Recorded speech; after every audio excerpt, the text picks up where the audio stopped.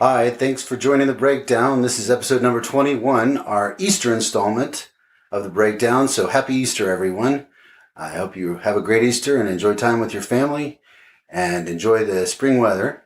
This episode is all about American culture, specifically the various cultures that make up America. There are many of them.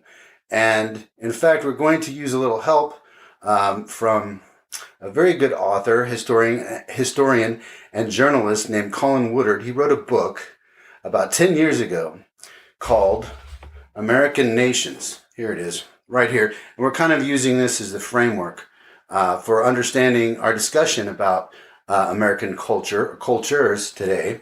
But this is a history of the 11 rival regional cultures of America.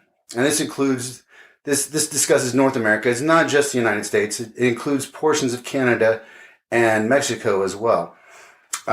This book is about 10 years old, came out in 2011, but it's just as relevant now, if not more so, than it was when it was written 10 years ago.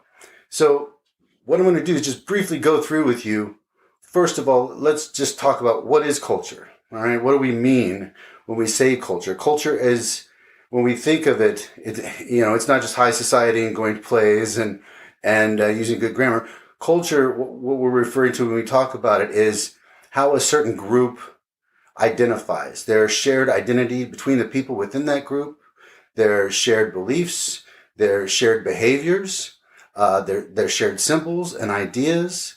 All these different aspects together can come to form a group's culture. And what I would ultimately say, to simplify that definition, is to say culture is the way things are done around here. This is how we do things.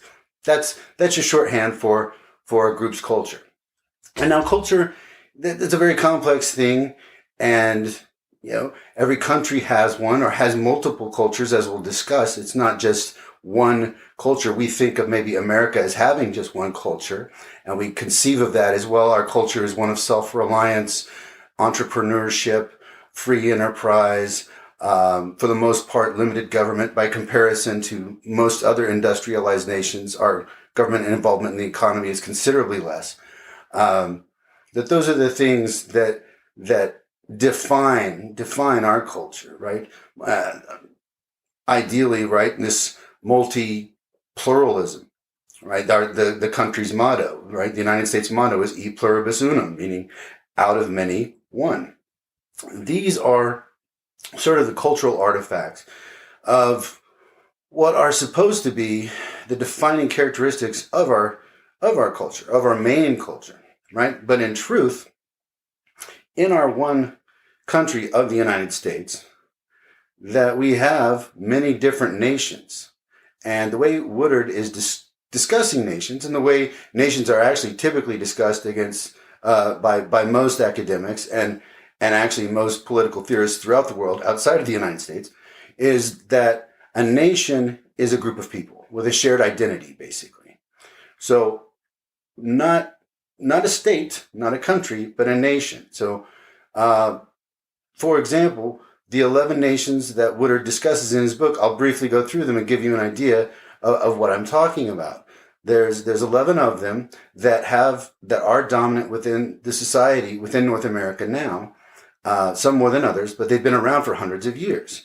There's Yankeedom, which represents some of the northern states or areas within northern states, and this does not directly match to state by state. There's a lot of overlap between cultures, and so you have Yankeedom. Then you have what he referred to as New Netherland, which is the area roughly around the area of New York City and right around outside of New York City is what is considered New Netherland.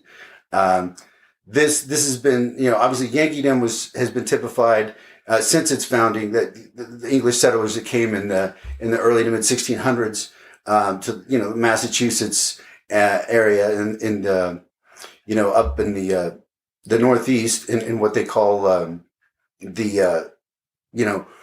not the Northeast so much, but what we refer to as that whole area of like Vermont, Connecticut, that whole New England area. But it also comes down into parts of New York and Pennsylvania, northern parts of even northern Ohio, into Michigan, Wisconsin, Minnesota. So, these cultures can, run across different boundary lines of states. A state doesn't restrict where a culture can be dominant. But you also have, so New Amsterdam, or New Netherland, which is where New Amsterdam used to be, was founded by the Dutch in the 1600s and had a decidedly very, pro-trade, very, pro-business, but also very multicultural, much more accepting, much more tolerant, and very, very very focused on the importance of free inquiry. And this is something that Woodard points out in his book, that it was many of the delegates from the New York area that really, and from what we call the New Netherland area, that really sort of made sure that a Bill of Rights was going to be included during the Constitutional Convention. Without them, we may not even have the Bill of Rights. They were very assertive about making sure that was put in place. So we have them largely to thank for that. So those are a few defining characteristics, right? The Yankees tend to be, the Yankeedom culture tended to be focused on egalitarianism, democracy, hard work. They were formed by Puritans, right? So it was this, initially puritanical religious orientation that over time has become much less religious. Yankeedom is a far less religious culture than it used to be, but it still maintains a strong orientation with a strong middle class work ethic and a strong respect for intellectual and academic achievement. So those are just and also most importantly, the importance of government. They believe, Yankeedom and the Yankees from Yankeedom believe in the importance of government to be involved to make people's lives better. So a couple defining characteristics there. Move down to what they call Tidewater, which covers the areas like parts of Maryland, Virginia, and parts of North Carolina. And that was initially founded in the 1600s by British aristocracy, who basically wanted to set up a slave society that was, run by aristocrats, and they were largely successful in doing that. And they were they were probably the most powerful culture initially in the 16 and 1700s. But by the 1830s and 40s, they saw their power wane, and other groups like the Deep South became more ascendant in their power. So as we'll see, that's Tidewater. So it is of a Southern orientation, and they were a pro-slavery culture up until the Civil War. Then you also have, they were kind of reined in, their power, their influence, Tidewater's power was reined in by Greater Appalachia, the next nation, which was comprised of a lot of people that came from Northern England, Northern Ireland, and the Scottish lowlands. And these were rough people. These were people that were accustomed to a lot of unrest, a lot of violence, living in very difficult and harsh conditions. They were rough people then, and a lot of those folks in Greater Appalachia are not that much different. They're rough people now. They are hardy and strong. Education is not the highest priority to these people, but martial valor, courage, being a great warrior, being a strong warrior, one of the most prized characteristics of Greater Appalachia, which spans from, you can consider like West Virginia, a big chunk of Ohio, Southern Ohio, Southern Illinois, Southern Indiana, going into, we're also talking parts of Missouri, Arkansas, and a big chunk of Oklahoma. That would be what we that's the area where Greater Appalachia is most dominant. And where that area is, that culture is most deeply felt. Okay. We also see that in Greater Appalachia. That's where most of our soldiers are coming from now. Most of our enlisted men, a lot of the young men and women that are serving in uniform or serving overseas in Afghanistan or Iraq or wherever, a lot of these folks have come from Appalachia because of the limited economic opportunities from a lot of those areas, and because of the importance of their cultural importance of martial valor and of being a good warrior. This is a natural place for them to go to serve. And so we see that, and unfortunately they have been very marginalized for centuries. And that marginalization began hundreds of years ago and it continues now. And so they continue to struggle with that. We'll talk about that more, but that's those folks. Then we also have what I referred to already as the Deep South, and that obviously will comprise a lot of the states in the Deep South, including like big chunk of South Carolina, Georgia, parts of Florida, obviously Mississippi, Alabama, most of Louisiana. That is the Deep South, and the Deep South that was really founded in the 1600s by plantation owners, white plantation owners from Barbados, who looked to colonize in the South, and they kind of set the tone for a very brutal sort of pro-slavery antebellum regime, where repression of the black population was unusually brutal, shocking to many people, even those from Tidewater or from Appalachia or from other places, from other people who maybe had been familiar with slavery, but not this intense form where the oppression was even more brutal, and that there's also less of a democratic. There's more of an authoritarian characteristic to much of the culture of what they refer to as the Deep South, right? That relied very heavily on disenfranchising the vote from black people, but not just black people, other people of color as well.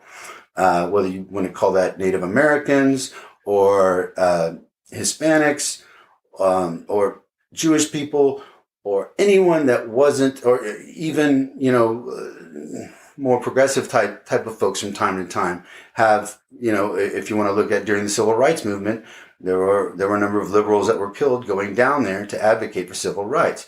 So this has been a persistent issue that's gone on for hundreds of years, right? It started in the 1600s, and a lot of these issues really haven't gone away. They're still just as real now. Sadly, there are some people that would like to see the Deep South revert back to the days of segregation and Jim Crow, and even some, regrettably, would even like to see a return to slavery. Now, that's a small number of people, but they do exist. They are real. I've spoken to some of them, and I've seen some of them, and some of them were at the January 6th attack on the Capitol and proudly wearing their pro-slavery and pro-Holocaust shirts. And all the people that were there with them didn't seem to have any problem with it, so we know those folks exist, and we know they're being tolerated, and we know that's a persistent issue that's been going on for 100 years. It's still with us today. We haven't resolved it. This is something we're going to have to deal with. This is a major cultural issue because you have in these southern societies, whether it be Tidewater or the Deep South, and to Appalachia as well, a strong belief in traditions. A strong tendency for these groups to honor the traditions of their ancestors, their parents, their grandparents, and great-grandparents, and to keep those traditions alive. And there's nothing wrong with that. That's actually a really good thing, to keep the traditions, the wisdom of the past, the wisdom and knowledge that your ancestors passed down to you, to not lose that, to hang on to that.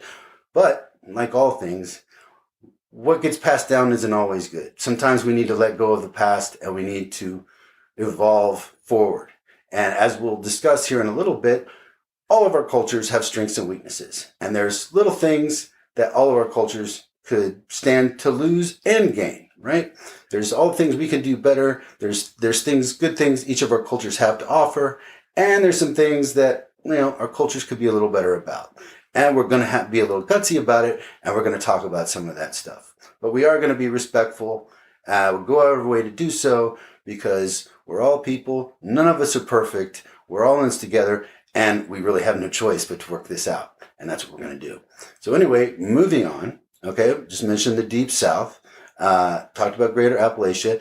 Let's now talk about the Far West. Now, this is a huge chunk of the United States, okay? We're talking, it's like most of Arizona, Colorado, Nevada.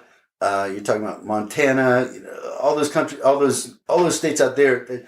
That is a huge, huge chunk of the landmass of the United States that was very rugged, very difficult to settle, and largely couldn't be settled on a large, seriously sustainable scale until the railroads were established and industry had to get really involved, right? They needed mining equipment, they needed irrigation equipment, they needed dams to be able to settle these extremely harsh and brutal environments that other people had tried to farm or to settle, but because so much of the Far West is so brutal, the weather is so rough, right, and so unforgiving that there really wasn't much success in developing and settling the West until the advent of the railroads and industry. But the problem with that was what came about is you see even now today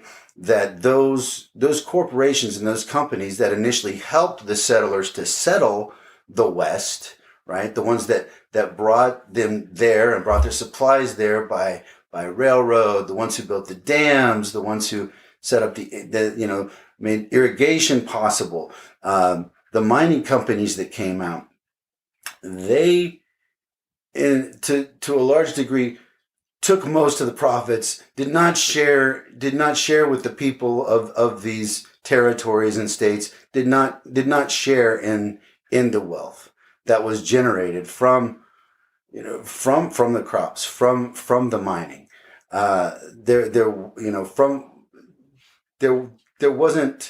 They did not share in their bounty. It allowed for the robber barons. Like all of this exploitation of the West allowed for the robber barons back east to get obscenely rich.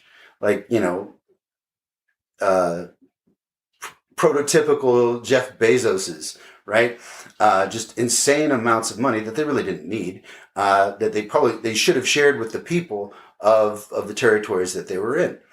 But what you end up with is this very libertarian sort of flair, this very strong libertarian ethos throughout the Far West of rugged individualism, strong distrust of any kind of state involvement.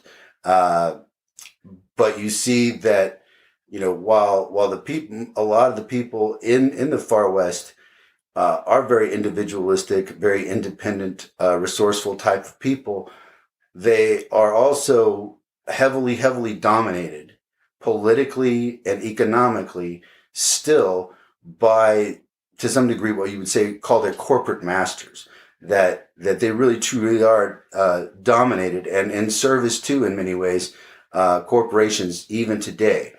And that's something that is not good.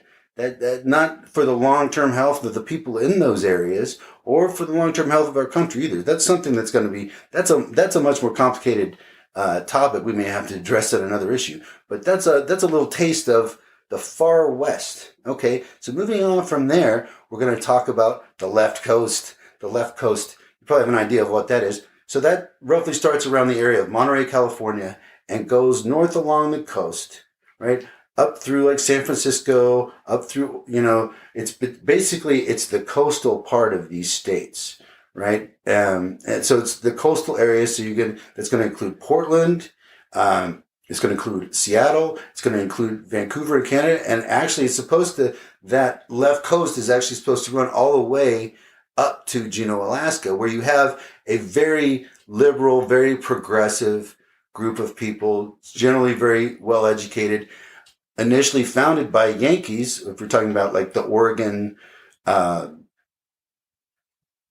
Washington area, was settled by Yankees, English Yankees, missionaries, the Yankee missionaries, Yankee woodsmen and merchants. They're the ones who settled it, and so they brought that sort of Yankee ethos to the coast of the Pacific Northwest, and that's been perpetuated up until today. Though since that time, we have seen that the people that have moved to the Pacific Northwest have made it become more individualistic. While the Yankee culture tends to be a little less individualistic and a little more supporting of like sacrifice for the greater good. The left coast allies with Yankeedom most of the time and has very similar sort of political ideals, but they tend to be even more individualistic. And I live in Portland myself, or near Portland. I can confirm that that Portland and the Oregon state government, by and large, does kind of reflect that Yankee belief in the importance of having government do things to make lives better for people, whereas a more conservative ideology is like, let's have a small government that does very little, and businesses and individuals can just kind of work things out, right, and make that work. And anyway, not going to get into any more of that right now, but that's just giving you an idea. That's sort of the left coast.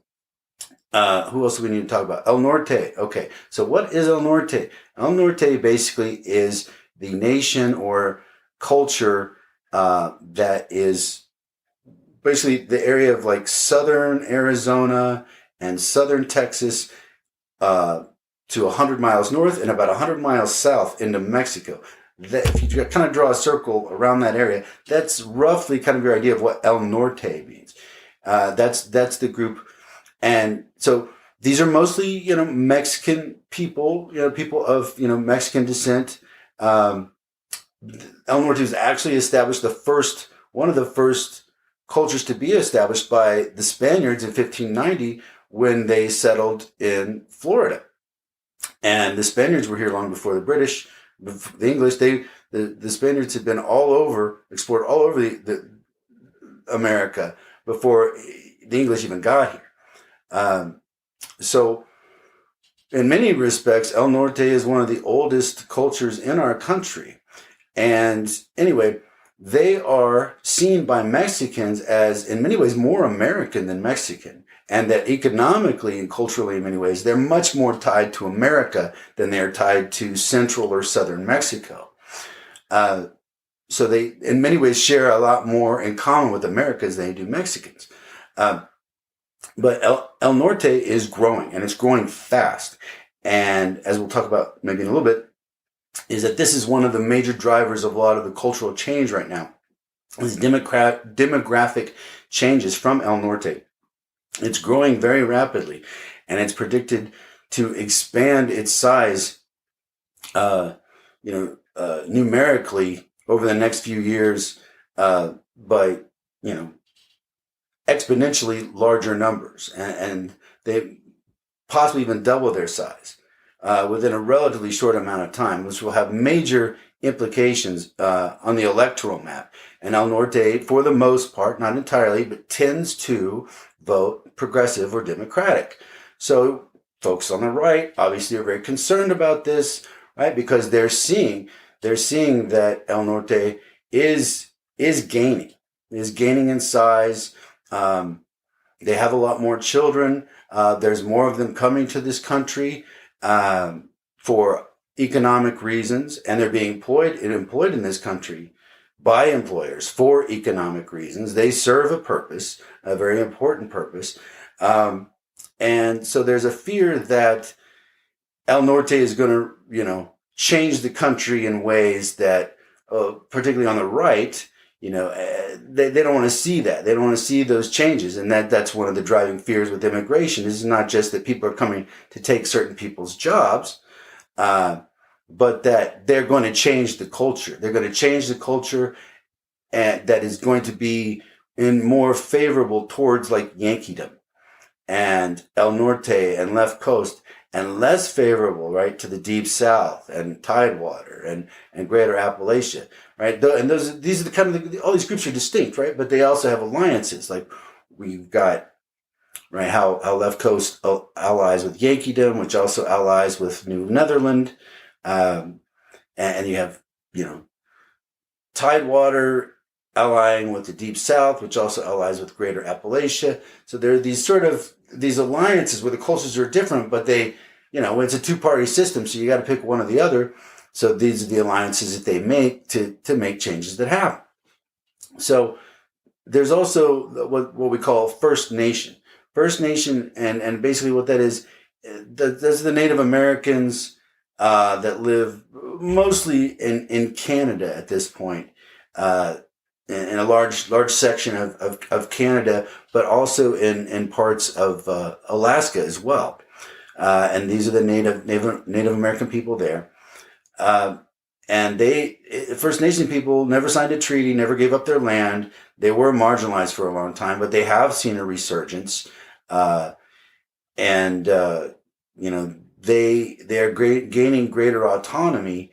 And so while in many respects for centuries they have been marginalized, it does appear that First Nation will, over time, as they are allowed to, exert greater control over their affairs, their influence will again be felt. So that will be an interesting development that we have to see. Also, there is the culture of New France, all right? And New France, basically what that includes is the area around Quebec, the Quebecois, the people that came from France, right? Canada was initially settled by the French first. The French came there. I mean, obviously the Native American people were there first, but the first Europeans to come were French trappers primarily. Obviously the French were defeated by the British for control of Canada, but a lot of French still remained. And you see that there's a strong French identity in the Quebec area where they would really like to have their own country. And it's very much their own individual separate identity from the rest of English-speaking Canada. It's more liberal. It's more consensus-oriented. It's very much about being French in many ways. So that's a short description. But there's also a contingent of New France in Louisiana, in the New Orleans area. So you have sort of this chunk, this little enclave of New France down in New Orleans as well.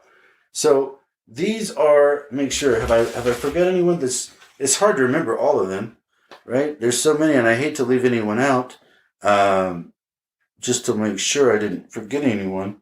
But I think that's everyone. So yes. Anyway, yes. So those are the 11 nations, I believe. But so anyway, Woodward focused on these 11 nations, but there's more than that, right? There's also what he referred to, and sorry, I'm spacing out and it's dark and I can't read, but there's also like the Spanish Caribbean culture, which is well represented in the Miami area in southern Florida. And so you see that in much of the Caribbean and like Cuba and other island countries, that there is a Spanish Caribbean culture at work that is different. And so while that's, not a dominant culture within our country per se, it is a separate culture that is distinct, and it does have influence within this country, but it isn't really discussed in this book because it really is kind of on the fringe, right? It's just kind of at the tip of southern Florida. But if you go to southern Florida, you will experience that Spanish Caribbean culture. So anyway, but there's also, let's talk about Hawaii, right? Not on the mainland. Hawaii really isn't the Hawaiian Islands aren't really part of any of these cultures. While they are part of the United States, in all honesty, they're part of a separate island Polynesian culture that is completely distinct from all of these others. Now, politically speaking, Hawaii tends to be more progressive and generally allies with the more progressive cultures, right? Like Yankeedom, left coast. Um, you know what I forgot? I did forget one. And it's a really, really important one. The Midlands, okay? The Midlands are what we consider kind of like what we think of as the Midwest, right? And this is kind of this is kind of the culture, the group, the nation that is kind of middle of the road, the swing vote people, like within the Midwest states of like, Ohio, Illinois, Indiana, Iowa, Nebraska, um, salt of the earth people, hardworking people, straight shooting people, typically people with good manners, um, sharing certain similar traits to Yankeedom in their belief of um, wanting to make, wanting to use government to make life better for people. However, Midlanders, people of roughly the Midwest, are more suspicious of that sort of big top-down government intervention. They tend to be more conservative and more moderate in their approach, where like folks maybe in Yankeedom or Left Coast or New Netherland, they're okay with a larger government approach and a bigger top-down approach to solving government problems. Whereas folks in the Midland areas, they're not necessarily as conservative. They don't necessarily want as small a government as maybe people in the Deep South or Tidewater or Greater Appalachia. But they don't want big government. They don't want they're the moderating force in U.S. politics, and you can argue that's good or bad, and it's probably both at different times. There are probably times we need to be less moderate, and that holds us back, and times we need to be more, and that's a good. We need to moderate, and that's good. But those are kind of the defining traits of Midland, and my accent is roughly of that approximation, what they refer to as like a standard American dialect. That's roughly the dialect that most people within the Midland culture, the dominant Midland culture, use. Something sounding somewhat like the way I do. But anyway, this is a very fascinating topic because we kind of think of when we think of politics, right? When we think of, our society and how we make it work better and how we get along and everything. We think in terms of a lot of times like red states, blue states, right? Liberal versus progressive. But this adds a much deeper and more meaningful nuance to the understanding of who we are and all the different forces that are at work and why things persist the way they do. The cultural identities, there's some change. All cultures must change. You can't stop a culture from changing. But core components of a culture are very, very, very difficult to dislodge once a culture becomes established. And that's why so many of these cultures, even though they were established in this country, they were brought here from European cultures or, mostly, they brought a European culture here that then sort of adapted to the environment and then persisted. Now, just to take a little tangent here, I'm going to reference a really interesting article from Harvard Business Review from 2018 that did a nice little meta-analysis of a lot of the academic research done on the study of organizational culture, okay, which is a huge area in management studies and management science and business. If you're interested in making changes to your business, then you should be interested in culture, because any kind of strategy that you want to implement in business, you're going to have to deal with the culture to make sure that strategy is a success. If you try and implement a strategy, changes to your business internally or externally or whatever, if it's not aligned with the culture, if it's going to run up against the culture, you're going to run into cultural resistance. And the more cultural resistance you run into from your employees, the less successful your initiatives are going to be, right? They're not going to be as enthusiastic about implementing your changes. They may even sabotage them, right? But if you do your very best to align your changes, your business strategy, to the culture as it exists now, right? That it will be more palatable, more acceptable to the people in that organization. Those principles also apply. They also, what's going on here?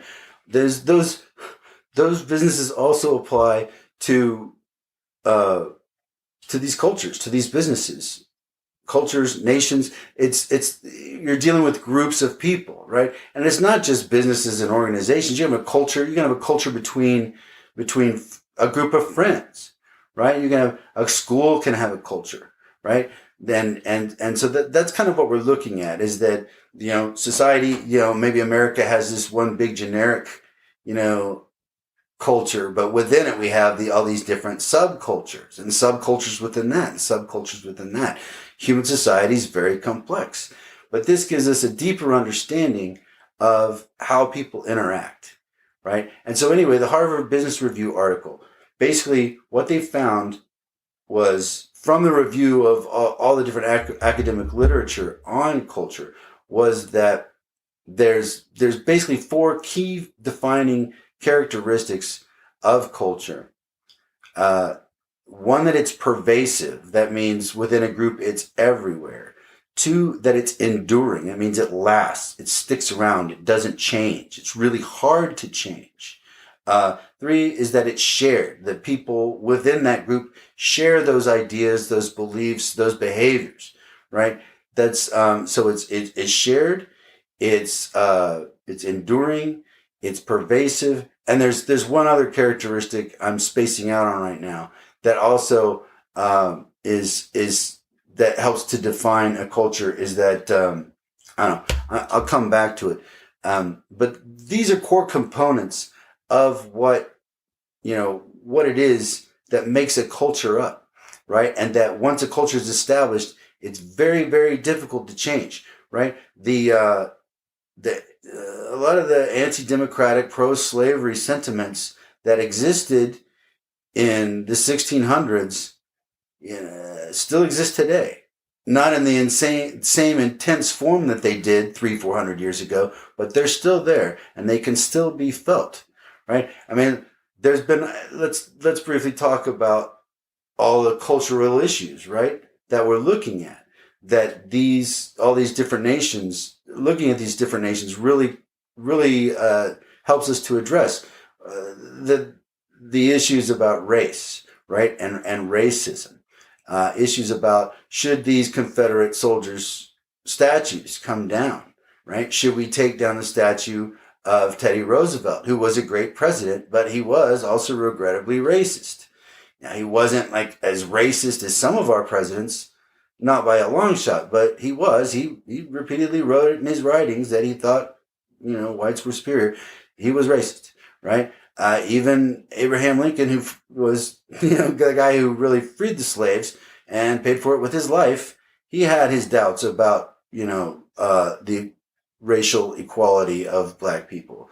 And we're not here to have a discussion about, should we cancel people or not? But this is central to the concern of, this is a cultural negotiation. And that's what's going on, is all these cultures, there's a contest between them, and that's always ongoing anywhere in the world at any time, where cultures are competing against one another to maintain certain aspects of their cultural identity, right? That's what makes it so intense and so personal, is because a big part of what culture is a person's identity. That people, they internalize the culture. The culture becomes a part of who they are.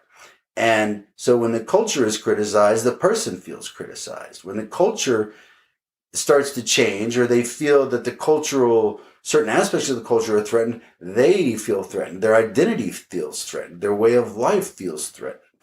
And that's not an illusion. That's legit. That's real. Like the way of life of the Deep South is very different than it was 150 years ago. Right? The folks in the Confederacy fought to keep it the way it was back then, and they lost, right? And it has changed considerably. But there are sympathies within the Deep South that still persist, that still idolized those people that committed treason against the United States to defend slavery, and that some people would like to go back to the old ways, that they think it would be better. They have not fully given up some of those old bad traditions. That's a big chunk of it, but it's not just that. And this is a nice thing that Woodard talks about in his book, is that there has been this tug of war basically between the Deep South and Yankeedom that's been going on for control of the federal government since the very beginning, right? And like I said before, there's different groups that ally with each other, where Yankeedom, Left Coast, El Norte, right? They sort of ally together. The Midlands are torn, right? Sometimes they go liberal, sometimes they go conservative. They can go either way. But you got the Deep South allying with Appalachia and Tidewater. The more, the groups that look to the past more, right? That honor their past more. And there's nothing wrong with honoring the past, but you can't let the past dominate you either, right? You can't let the past keep you from seeing the new ways that are better, from ignoring the new developments and new discoveries and new understandings that you need to develop to adapt to life as it changes.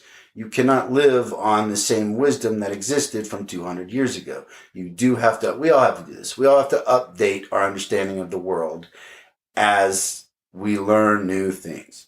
Okay. And, we have to be more respectful of each other, right? A lot of us, I'm guilty of it myself, have, made fun of rednecks, made fun of hillbillies. And I've actually grew up around a lot of rednecks and hillbillies, a lot of Greater Appalachia folks. I actually grew up in Greater Appalachia. And in truth, I've probably been influenced I've lived in like 6 of these different nations and definitely been influenced clearly by at least 9 of them. So I'm sort of a hodgepodge myself of a lot of these different nations' influences.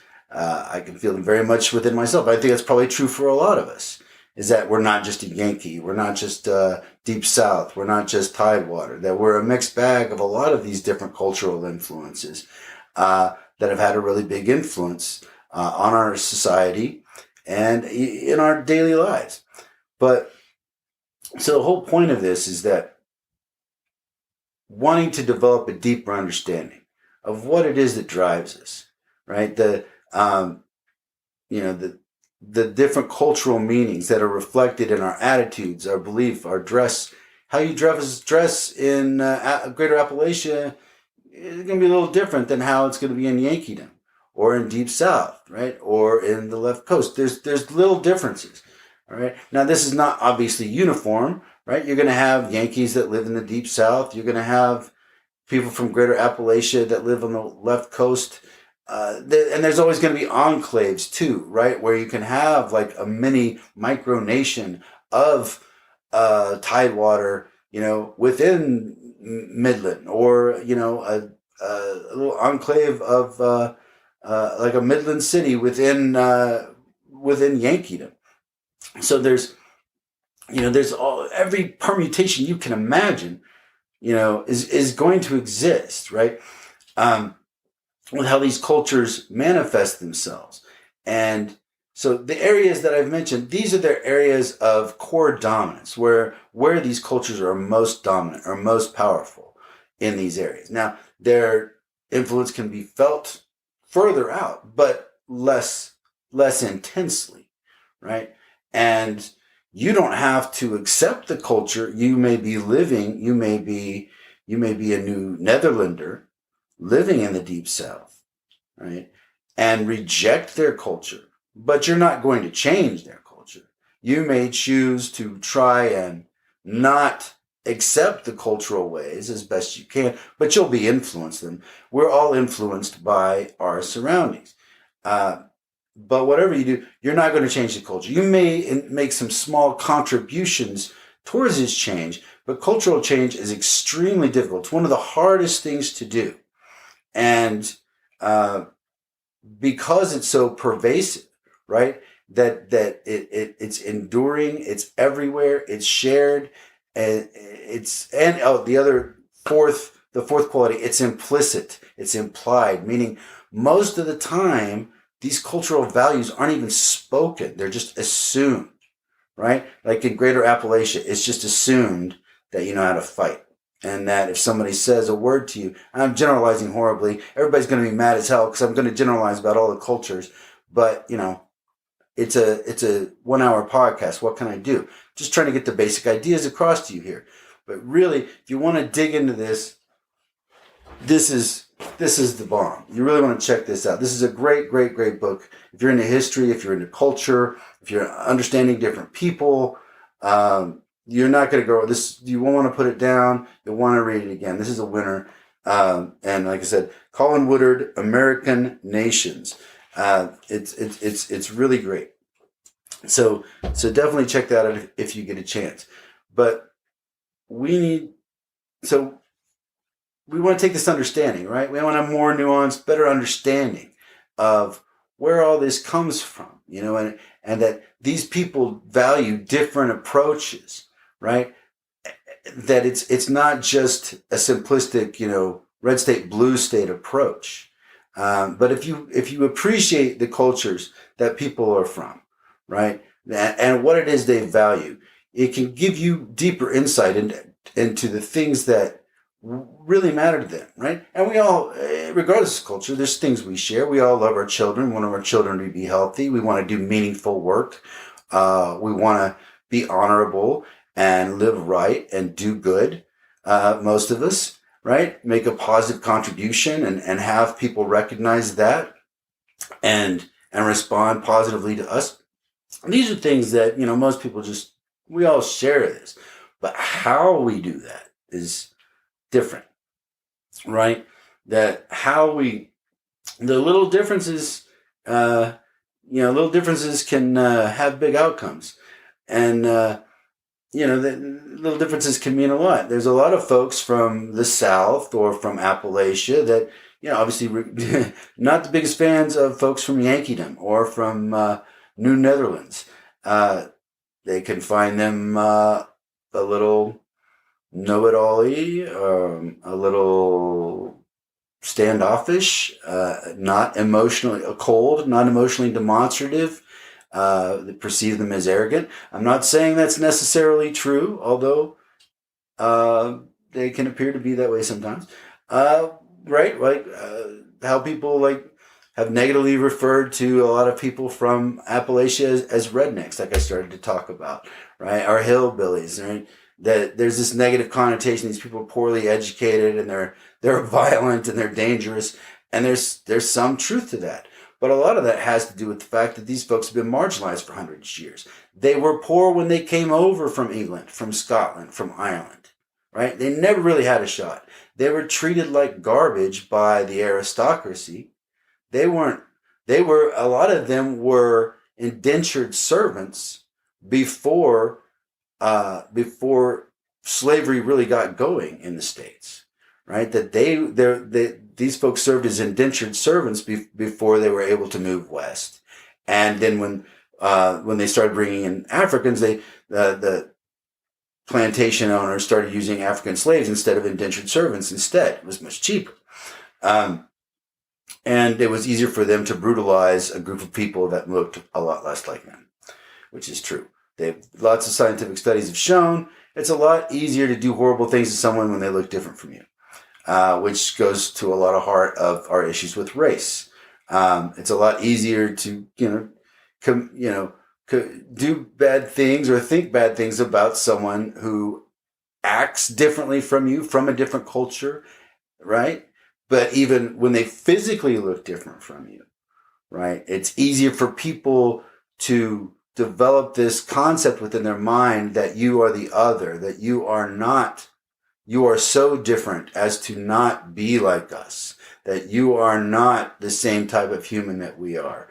And that because of that, you are not entitled necessarily to the same due process rights, the same benefit of the doubt, right?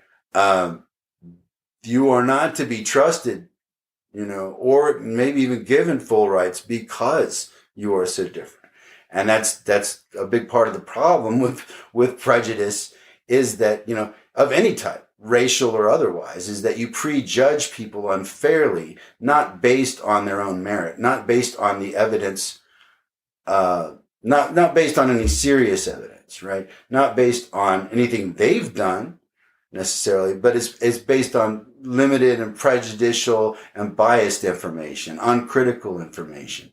And you jump to conclusions about people you know absolutely nothing about. But we're going to have to be I think it's important, we have to learn to have a better dialogue between these cultures, to be more respectful of the folks from El Norte. A lot of those people, coming from extreme poverty and working jobs that do not pay very well at all, pay terribly sometimes, and are, often derided by many Americans from some of these cultures, from white Americans, where but the businesses want them here. That's why they keep hiring them, and they keep coming here because they need the work, because the work's not there, and because they're not safe, because a lot of these folks aren't even coming from Mexico, right? They're fleeing from Central America. They're fleeing drugs and violence, right? But this is the culture of El Norte, and it's growing, and it's going to be a lot more powerful, right? And this is a major threat, particularly to the more traditional oriented cultures of the Deep South, Greater Appalachia, and Tidewater. They are threatened because these cultures value cultural stasis a little bit more, and tradition more. They like things to be the way they were more. Whereas if you come from Yankeedom or from New Netherlands, you're used to living in closer proximity to a lot more people, and you're used to a lot more cultural, technological, just change, more people from a lot of different countries. It's a completely different, very, very different orientation than if you're used to living in the Deep South in a rural area where it's almost all white people, right? And for centuries, like any black people you saw were extremely subservient because they had to be, or else, right? And the culture got very used to that over 100 years. And so that was expected, right? And then the rules changed, right? And a lot of these folks haven't really adapted to those rule changes yet. Some of the folks haven't adapted to the rule changes that happened in the 1860s when they lost the Civil War. Some of them haven't adapted to the rule changes of desegregation and the ending of Jim Crow. They want that back. They're trying to disenfranchise voters throughout the country, especially in portions of the Deep South and the Far West, which often, far west pretty much always aligns for the most part with the Deep South and Greater Appalachia and Tidewater. These are the cultures that are typically make up the more conservative or right-wing, political side of the political continuum within the United States. But we got to work things out. And we're going to have to be more understanding of each other and need to speak to each other in each other's language a little bit better. And I'm not talking about pretending or being fake, right? And trying to talk in a Southern accent if you're not from the South, or, trying to put on airs or something to make a connection. That's not what I'm talking about. What I'm talking about is that we need to show respect to people's cultures we don't understand, right? You don't understand Appalachian culture. You don't understand Deep Southern culture. If you don't understand wherever, get to know it. Find out more about it. Listen to the people that are from it, and don't just shoot it down or make fun of it, right? Appalachian people are, a lot of their problems stem from they've been denied a lot of the opportunities that many other people within America have gotten, right? A lot of the other cultures, and you blame a culture for their problems. That's not really very helpful, and that's not what we're here to do. But a lot of the folks in Greater Appalachia are struggling, and they need help, right? And some of these folks aren't necessarily always that friendly, right? Friendly to government assistance, right? The government wants to help you. How can we help? And I'm like, why don't you get the hell out of here? You know, we can handle our affairs just fine. But, often, that there's a prideful thing involved with folks that tend towards the more conservative end of the spectrum. They don't want a handout, and that's respectable. That's understandable. That's honorable. You don't want to take anything. You want to make your own way, right? But the problem is that we all need help sometimes, right? Like for instance, today you could do really well. You can be making lots of money, but you get a catastrophic disease. It's going to wipe you out, and you better have good health insurance, because if you don't, it could clean out your bank account, and you're done. You could be wealthy, get a bad disease, and get wiped out. That does happen, right? So that's kind of like where the rugged self-reliance thing falls apart. That's good up to a point, right? But those rugged self-reliance people of the far west never would have gotten it done without the assistance of industry from the East, from Yankeedom, from New Netherlands, right? Now, it looks to me very much like Yankeedom and New Netherland, or some of the folks from there took advantage, right? The robber barons, the industrialists, took advantage of those settlers in the far west, right? At the settlers' expense, which was wrong. And that suspicion and distrust and resentment exists today, still, right? We all have to make concessions and things. We all have to acknowledge, right, what has been fair and what hasn't been fair, right? And if we want to bring, let's say from a progressive perspective, right? Progressives, I'll talk to you for a second. If you want to bring these folks into the fold, if you want to get more conservative people involved, you need to take these cultural factors into account, right? And how you speak to them, right? And speak to them in the ways that are acceptable to them, that are palatable to them. So, for example, what do you mean? Well, let's say, look, if you're going to Greater Appalachia and it's kind of a rough group that you're going to go see, send in somebody rough. Send in a rough person to talk with them. Preferably somebody who spent some time in Appalachia that has some understanding of them and that can talk to them in a tone consistent with theirs. And I'm not saying fake accent, but can meet them eye to eye and talk to them straight and understand where they're coming from. That's what we need to do. Whatever cross-cultural conversations and negotiations we have, which we must have if we're going to make deals to govern this country, which we have to, right? That the liberals from Yankeedom or from Left Coast have to get better about having discussions with folks from the Deep South or from Greater Appalachia or from Tidewater. And like the Norteños, right? The El Norte, the largely Mexican culture that exists near the southern U.S. border, that is growing rapidly, is going to be a huge game changer in U.S. politics, right? That's generated a lot of fear within a number of these conservative cultures. We need to make sure that we do everything we can as progressives, which I am, to provide assurances, right? There's a lot of the more progressive cultures, like I've mentioned, Yankeedom, New Netherlands, Left Coast, they're more used to change, right? That's part of the progressive ethos, is change. We don't like this, we're going to change it, we're going to make it better. And we believe in it. We believe it's the right thing to do. There's a big religious component there, like from Yankeedom, that comes from Puritanism, that there was a Protestant duty, right? That you were duty bound, and I was raised Protestant, that you were duty bound to make things better for people. That was part of what Christ wanted you to do. And that was part of the work of Christ.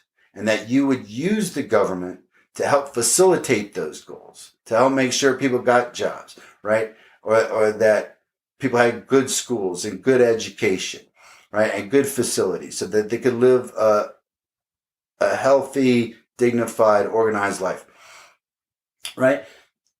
That doesn't sound bad, but everybody's got a little bit of a different approach to that.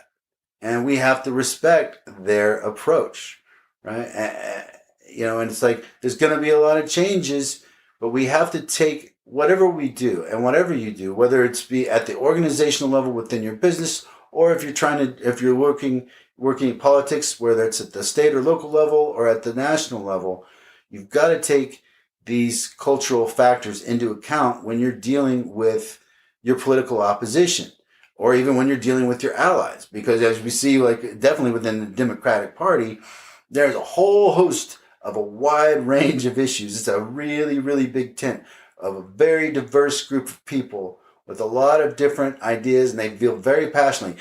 Getting them all together to agree on something is a lot like herding cats. It is very, very difficult to do, right? So it's not just reaching across the aisle, it's also working with each other, right? And moderates respecting the further left, and the further left respecting moderates. So that means further left folks, you don't call moderates cowards just because they don't back, the more extreme version of a plan that you want, right? And, right, moderates too show more respect to the lefties, right? Because in truth, let me give you my take on this real quick, is that most of the time, from a progressive perspective, on the far left, they don't get anything passed. They really don't. But what they do is they serve a very important role of drawing attention to a lot of issues that more moderate folks maybe aren't as aware about or don't have on as high a priority list, right? But the more extreme elements can bring that to the fore, right? Think Bernie Sanders. He doesn't, very little legislation has he had that he's authored that's ever really passed. He's not the guy who gets things passed. That's like Joe Biden. That's Nancy Pelosi, a more moderate liberal, a more moderate Democrat, who can make deals. And maybe they don't like, if you're further to the left, you feel like they're kind of middle of the road, mushy middle type of person, but they're the ones who are actually able to work the system and the more moderate Republicans to get them to come along to actually get the thing to pass in Congress. You need both.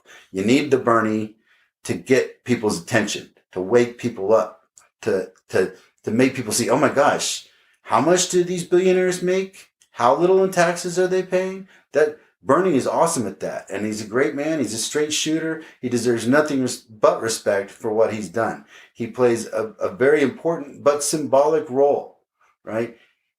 Bernie can't get things passed. Like I said, it's the more moderate folks that get things passed, right? Because they're willing to, they can compromise more. They can relate a little bit more with the folks across the aisle, right? So this is something we have to respect, that each group has their function, right? And that we all cannot be the same, that Greater Appalachia has their place, right? I mean, and we do owe them a debt of thanks. They make up a huge chunk of our armed forces right now. And I mean, they are the ones that are protecting our interests and protecting our country. And are we taking very good care of them? It could be better. It could be a lot better, right? The situation at the VA has been a problem for years. It has improved, but there's still many problems at the VA with the level of care that many of our veterans get, and also don't send them into wars they shouldn't be in. That's kind of the big one, I think, is that we don't send them into harm's way unless we absolutely have to. And we don't put them in a situation where we haven't done our homework, which is something we have a problem with, right? The United States, we have a bias towards action. We like to get things done. We're doers. And that's pretty well established over, centuries now. Not always big on doing the homework, right? Now, obviously, you've got certain cultures like Yankeedom and New Netherlands that do value education, but in general, the culture as a whole, when you take into account all these other cultures, we're not the biggest. Even the good homework doers that are in our country, right? The ones that do the research, and do try and study other cultures, we don't have the same cultural awareness that a lot of the other world does, right? Because the United States has been isolated. We've been isolated from the rest of the world by the ocean, by the Atlantic and the Pacific. And so we've been protected and isolated from a lot of threats and dangers, but also a lot of potentially positive cultural influences from all these other countries across the world, right? Countries in Europe are constantly influenced by each other. All these different cultures are much closer proximity to each other, influencing each other. The United States is so huge, it has allowed these cultures to spread out and to remain, largely very much like they were, very distinct from each other. And so, yeah, these cultures are persistent and they're not going away. So we have to take, if we want to pass legislation, we have to take how the Deep South feels about it. And even if they're not going to come along, right, we can at least make the gestures done in a respectful way that is done in a way that's consistent with their culture, right? That we don't talk down to them, we don't try and lecture them, right? The things that, well, you have to look at what is it that the culture resents about your culture, right? If a Yankee is going into Deep South culture, he's got to look at what is it they resent about us and why, right? And do the things that you can do to counter that. If they think I'm just trying to pull a fast one, if they think I'm talking down to them, right? If they think I'm better than them, what are the things I can do to convey to them that that's not true, right? So put them at ease. Now, folks are going to be suspicious of political opponents from the outside no matter what. There's little things you can do to put them at ease a little bit that won't be off-putting, right? If you go to the Deep South or Appalachia and you're from New York, you definitely want to slow down how you talk, right? Right, and you want to be able to talk at those folks just aren't going to talk at the same speed you're talking at when you're in New York City, right? There's a different pace of life. You got to slow it down, and you got to talk in a pace. And you got to talk in straightforward style and vocabulary, right? Especially with folks that aren't particularly well educated. Not saying stupid, but just saying, not a ton of college education necessarily. That sometimes just using big words, not trying to be pretentious, will set people off. They'll get offended.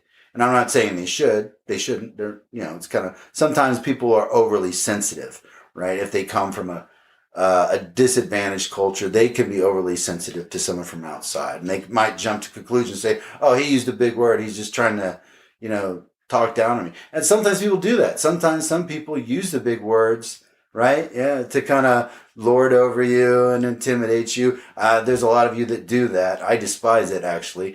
And you shouldn't do it. It looks worse, and I think it hurts you more than it helps you. It may help you in the short run if it sets some opposition back on their heels or something, or throws your opposition off. That may work for you in the short term. In the long term, it doesn't. The arrogant,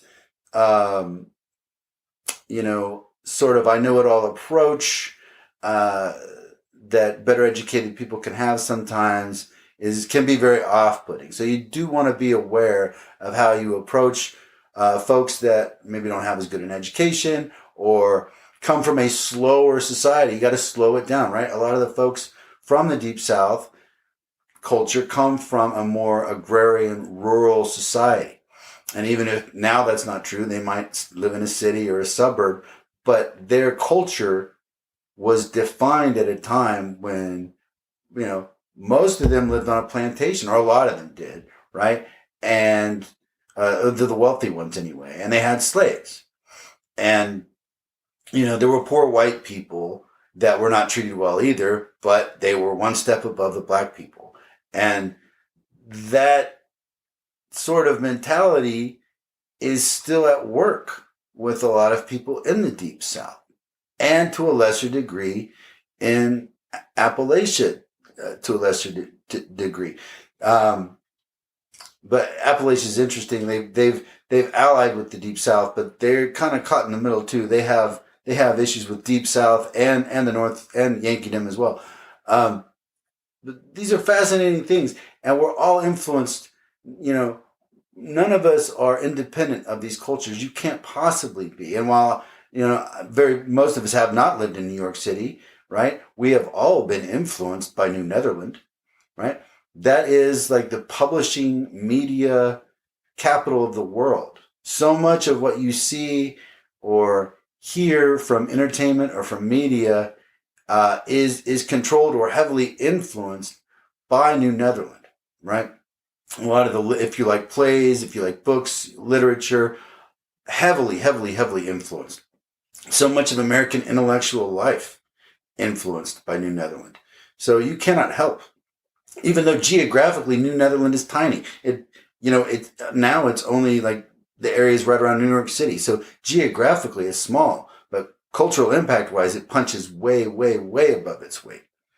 So these are some of the ideas. I hope it gives you some kind of a nuanced understanding, right, about all these different cultures, right, and how they're vying for greater control of their society, right, within the United States. But like I said, it's not only within the United States. A lot of this stuff bleeds over into Canada and into Mexico. But we have to come to terms with these different cultures and cultural changes. There have been all these issues, like cultural, touchstones, like abortion, the transgender issues, right? I mean, if you're a traditional oriented person, right, then something like the whole new understanding that transgender people, being what appears to be you're in a, let's say you're in a man's body, right? But you identify as a woman, right? To most people up until very recently, that just sounded crazy. That's just crazy talk. But a lot of recent research has shown that this happens during early brain development, like in utero. And there is a difference that the processes of what takes place in a transgender person is different in utero than what happens for someone who is cisgender, meaning someone who has the same identity as their assigned sex, right? So if you're not on top of the new science, and the truth is most people aren't, right? You're not necessarily going to get that. You're going to be like, this transgender stuff is nuts, right?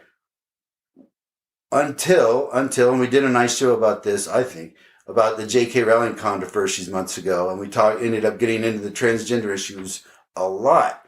And it was very eye-opening for me that there is a lot of scientific evidence for the fact that they're not making this up. That most of these people who are transgender have felt this way from very early on, and that there's a lot of scientific evidence that this is developed in utero with biological and genetic components that are completely out of their control. There's nothing they can do about it. And that their main psychological issue isn't from being transgender. It's from the stigma of being transgender. That's where most of their emotional problems come from, is how people treat them, how they are not accepted. And I mean, let's be honest, up until just, a few years ago, it was completely acceptable for people to make fun of transgender people. I mean, by everyone. It wasn't even questioned, right? So that's a big cultural shift for a lot of people, especially if you're evangelical, which we can thank Greater Appalachia for. We can thank Greater Appalachia, we can thank it for bluegrass music, right? And we can thank them for the evangelical Christian movement, which I actually grew up in. They're the ones who founded that. So there's a lot going on here. It's really, really complicated, right? But the only way we can work it all out between all these different groups is that we show respect for someone else's culture. We don't insult it. We don't dismiss it or denigrate it. And we stop calling people from Appalachia rednecks or hillbillies or hilljacks or whatever, right?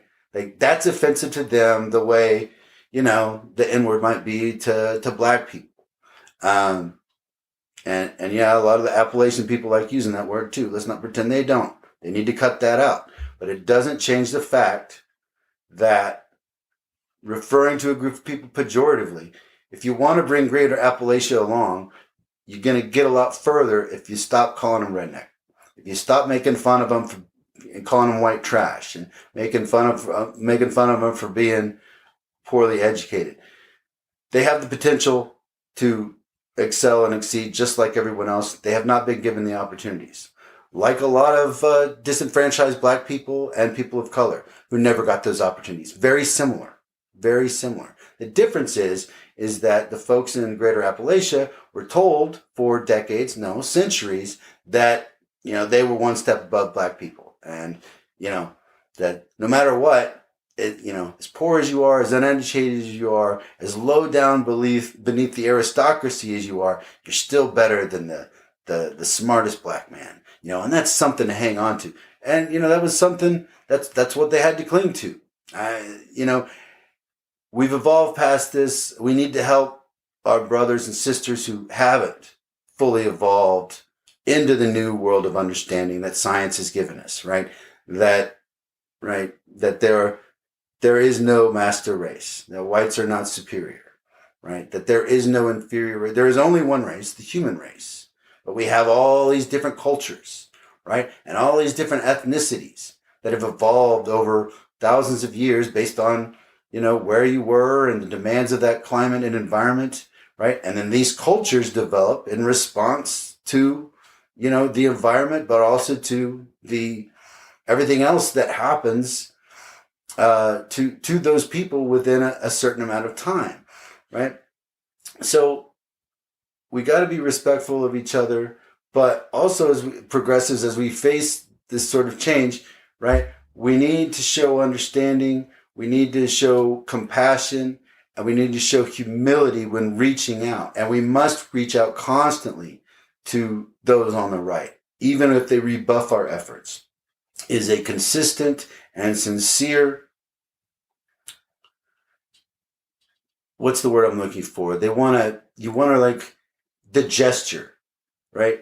It's not enough to do it just once, to say, come with us. Let's talk about this. Let's work this out. Let's make a deal. What can we do, right? Let's lay it out on the table. Let's work on it. And if you're willing to stick with the facts and not make a bunch of nonsense up and like disparage a bunch of decent people with a bunch of lies, we can work with you. We can compromise. What is most important to you? That's the thing. What are the things they need? Make sure, you've got to involve them, the opposition, your political opposition, in the crafting of a solution. That's how you gain support. And even if you can't get them to cooperate, sometimes they won't, the fact that you kept coming back, that counts, that means something. And even if a lot of them want to dismiss that, a lot of them can't. And some of them won't. Because if you keep going back sincerely saying, come on, man, I'm just trying to work this out. I need your feedback. I don't want to screw your people over if we make this change. And then you got a bunch of people getting hit with the tax. It's too much. How can we offset this? Or like this policy you're not going to like, but I can give you something else that'll help balance it out, right? If they can't win everything from the deal, because no one can, any legislation that gets passed, nobody gets everything they want. But you make sure that everybody gets enough of what they need so that it's palatable and that you do it respectfully, right? In a way that they can take it, right? If you're insulting, right? And arrogant, and it's hard to take.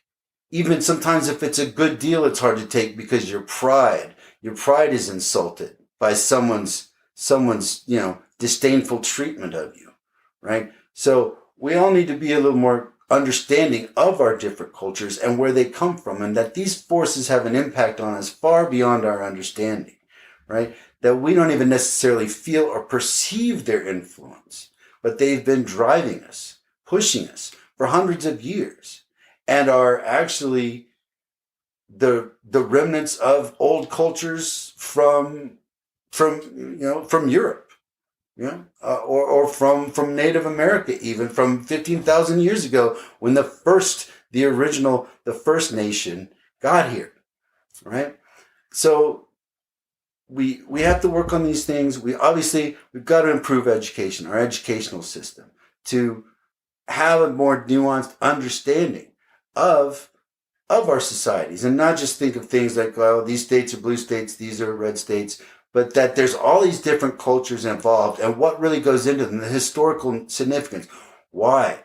Why did, you know, why did this culture become this way, right? Why did Deep South become, why were they so brutally pro-slavery, and why were Yankeedom and New Netherland so intensely anti-slavery? Because the environments were very different, right? New Netherland was a melting pot from the beginning of different beliefs and societies, extremely multicultural, right? Very, very, and urban, but very, very different orientation from folks living in a rural area on a plantation.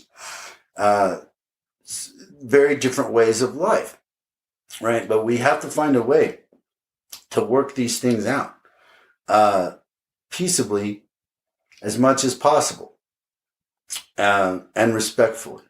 And we can only really do that is if we get to understand each other a little better and really look into some of the forces that are driving a lot of these things, behind us.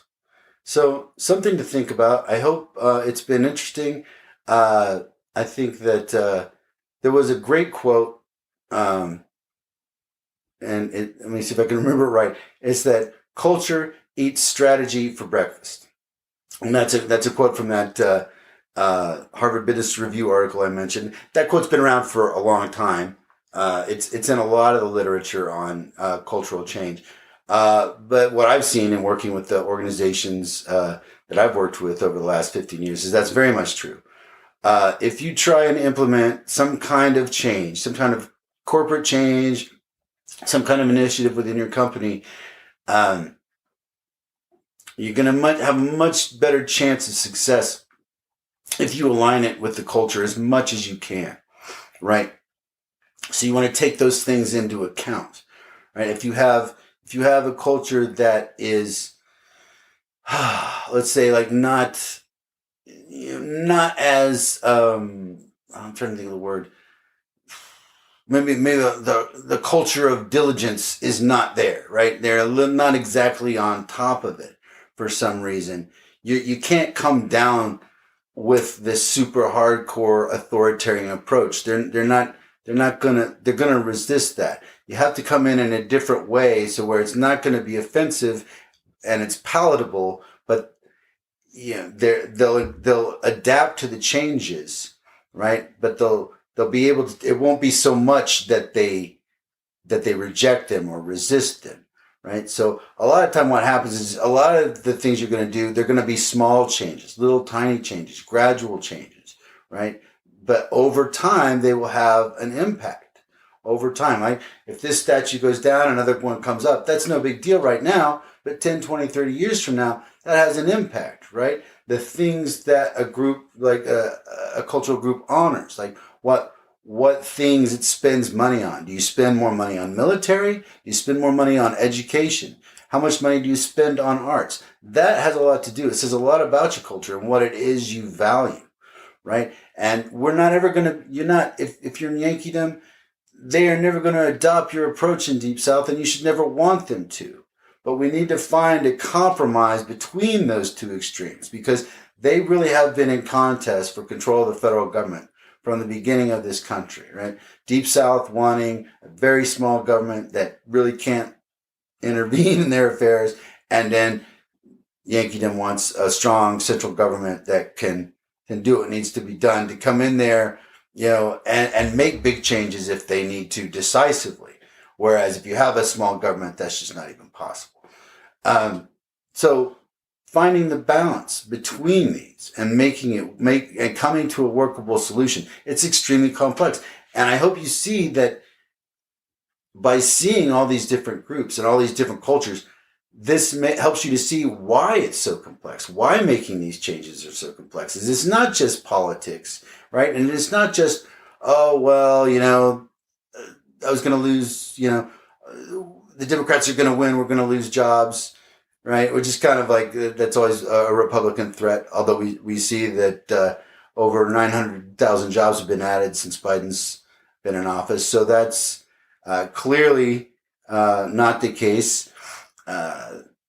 Sometimes having a competent, sane president is good for business, but that we need to balance things out with each other. We need to be respectful with each other, and we need to make sure that if a culture loses something, that they gain something in return, or they're given certain assurances that their culture is not going to be run roughshod and destroyed.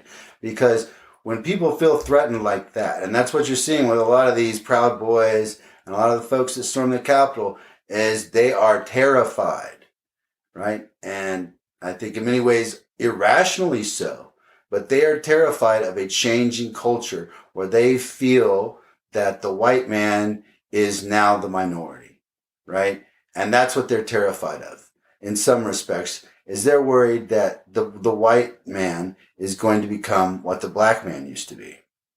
And they're afraid of the vengeance, right, of people of color being visited upon them.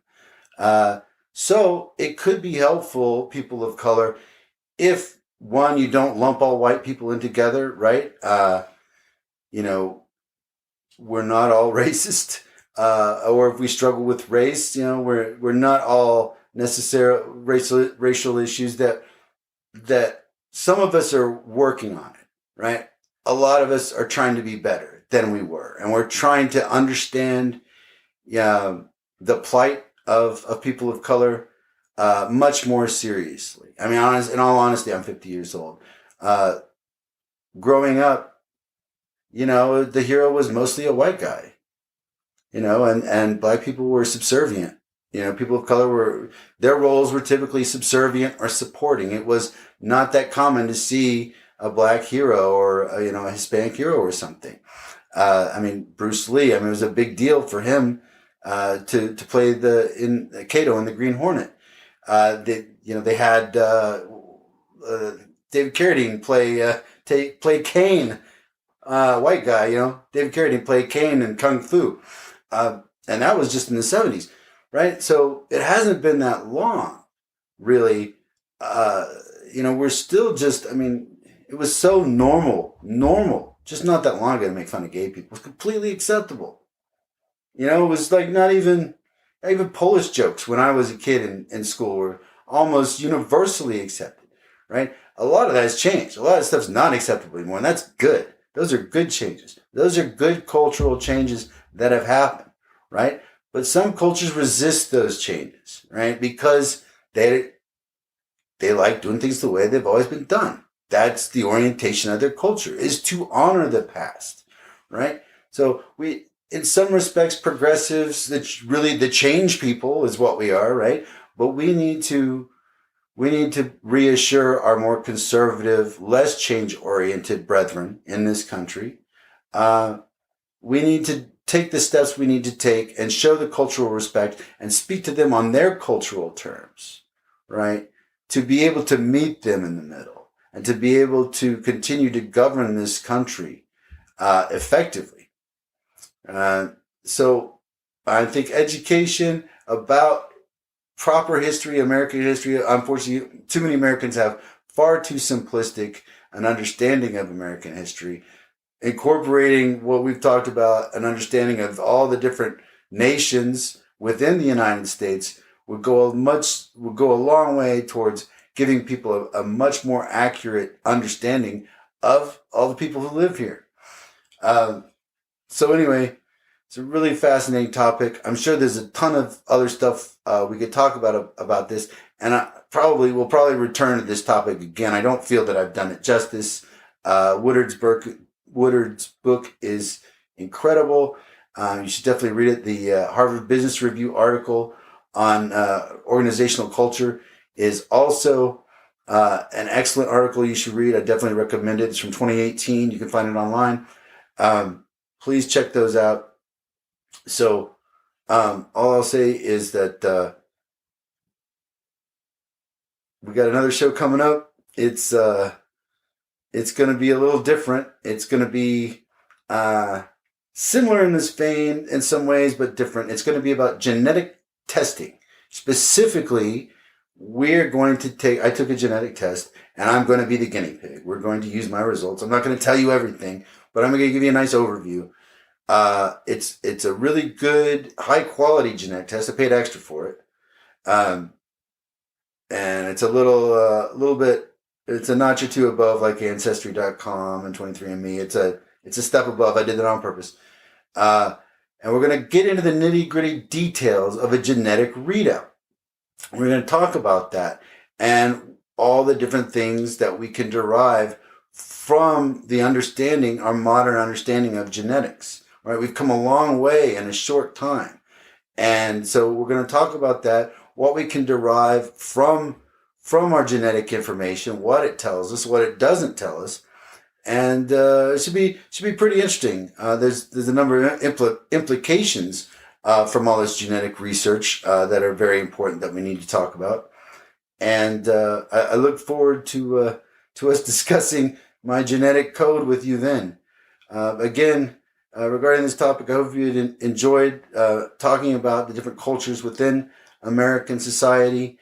I hope that, we can find a way to respect each other's cultures by understanding them and learning to speak to each other with respect about each other's cultures without being so dismissive of the differences between us, so that we can find a way to maintain our separate and distinct cultures, right? To preserve them and yet come closer and be more respectful and in a deeper sense of community with cultures that are different from ours, and to eventually reach that place where we more fully realize the ideal of e pluribus unum, out of many, one. That's it for the breakdown. Thanks again for watching. I'm really grateful. Take care of yourselves, and I'll talk to you soon.